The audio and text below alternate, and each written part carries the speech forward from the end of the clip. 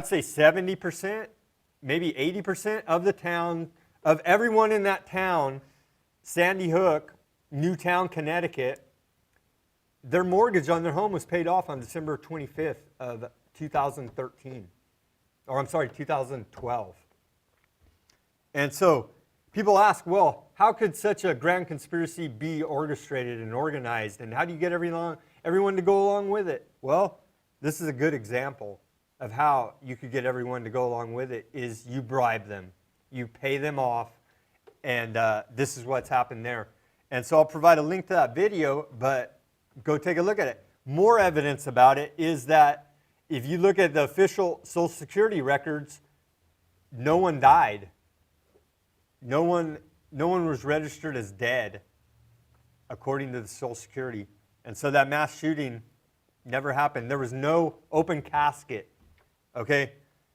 You got the guy on CNN whose kids were supposedly killed. You got him laughing and joking around and giving high fives, and it's a big party for that guy before the press conference about the tragedy that supposedly just happened to him and his family. Okay?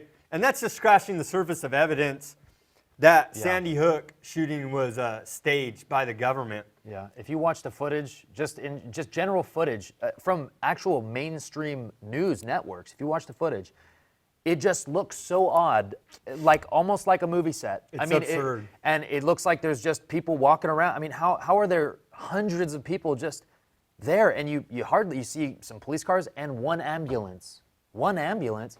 I mean, are these kids in critical? So the guy the guy we can't try because he killed himself, that it supposedly killed these 26 people.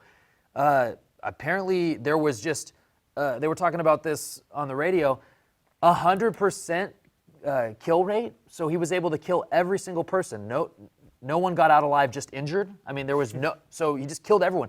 That ratio is a 100% kill rate. I don't, and they were saying that the FBI doesn't even have that kind of death, fatality rate in shootings. I mean, Adam Lanza, the supposed shooter, cracked out looking Xbox loving kid that looks like, seriously, like he was just doped up completely. We have a picture of him, and that's it. I mean, remember they wanted to test for the evil gene after that too? I mean, the absurdity level, and like Stuart said, if you just look at the basics of it, okay, trained mercenaries who are Navy SEALs working for the U.S. military could not have went in there and done this job the way this cracked out, skinny teenager did. Yeah. Okay, this assassination job. Yeah. And so that's just looking at the basic facts of the case. Just think about it and use some common sense. Could that kid have done what they said? Yeah. I really don't think so. And that's besides all the other evidence, the obvious video evidence of people that they've interviewed that just looks totally staged, fake crisis actors. We know that they use crisis actors, okay? We got totally off the subject of the Second Amendment, but it goes to show they're using false flag terrorist attacks to bring in gun control, which is part of crippling the American people before they can do the hot takeover of America. Back to Connecticut. According to The Day, Connecticut, more than 200 people who tried to register their assault weapon guns or declare ownership of high-capacity magazines but missed the January 1st deadline are getting letters from the state police. The letters are not a warning, but a notification that their application was rejected, according to state police spokesman Paul Vance, Lieutenant J. Paul Vance. It just gives them their options, Paul Vance said. Right now, we're just trying to help everyone abide by the law. There's nothing more than that. And so we got the law right here. The Second Amendment that we already read, and that's the law. I don't know what they don't understand about shall not be infringed. The language is clear and plain, all right? But yet, in the wake of this, quote, horrible tragedy, mass shooting that happened in Sandy Hook, they're playing on people's emotions here and not logic and reason, okay? Because they're attacking lawful gun owners for owning a quote assault rifle, an AR-15, which they demonize because it looks scary. Okay, it's utterly ridiculous what they're doing there, and we need to continue to speak out against Connecticut and their gun control that they're trying to do there to lawful gun owners. Stuart? One of their main arguments is that, oh, well, when the Constitution was written, you know, it was a different time. It was a different time. Okay. So since it was a different time, we're going to change the Second Amendment? We're just going to alter it?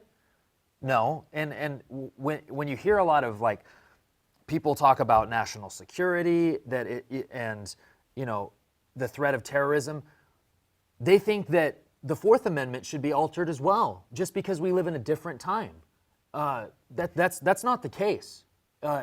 Because if we live in a different time, well, why should we even have the Constitution if since it doesn't apply, right? It doesn't apply. And when people try to make the argument that the Second Amendment shall not be infringed, but then they don't speak out against the NSA spying because of national security, you're not going to get your Second Amendment because you're not speaking out against trying to alter all of our amendments.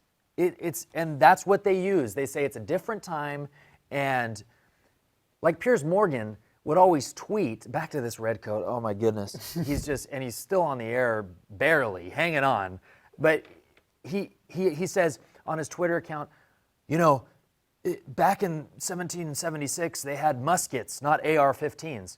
Yeah, well, we have nuclear weapons now.